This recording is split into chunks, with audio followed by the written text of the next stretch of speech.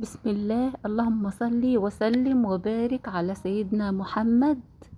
اول حاجة نبتدي بيها ان احنا ندعي لاهلنا واخواتنا في كل الدول العربية، يا رب ربنا ينصرهم، ربنا يرزقهم نعمة الامن والامان، ويديم علينا يا رب في مصر نعمة الامن. ربنا يعني يبارك لأهل سوريا ويحفظهم يا رب. ربنا ينصر أهل فلسطين كلهم يا رب العالمين.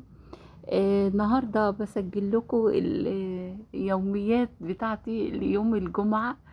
ابتديت ان انا اول ما صحيت الحمد لله ربنا وفقني لصلاة الفجر.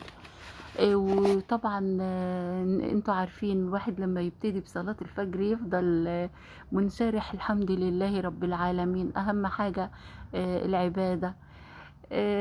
عملت الشاي وزي ما شفتوا انا معلية ايدي كده وبصب الشاي، طبعا غطا البراد وقع مني، بنتي ضحكت عليا قالت يا ماما يعني انتي هو ده بقى التصوير، هو ده.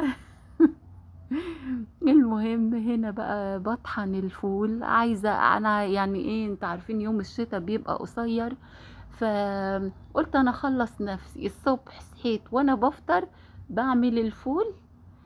وانا يعني هفطر بس بعمل الفول، ورحت عملت الاكل. آه، كان عندي يعني حتة وزة. كيس وزة عملته، طبعا بنتي ملهاش فيه خالص، ملهاش في الحاجات دي ولا وز ولا بط.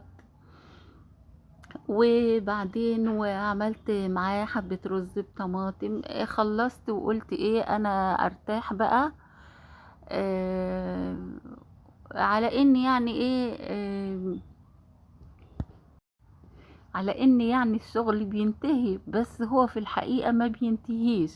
زي ما انتوا عارفين نخلص من ترويق على الكنس، على التطبيق، على ننشر يعني.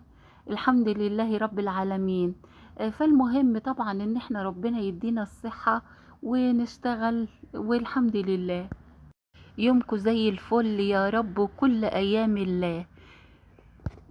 طبعا كنا زمان اول ما نصحى من النوم ونسمع بقى الراديو شغال يقول ايه، اسمعوا مني الوقت وعدي. اهديها لكم.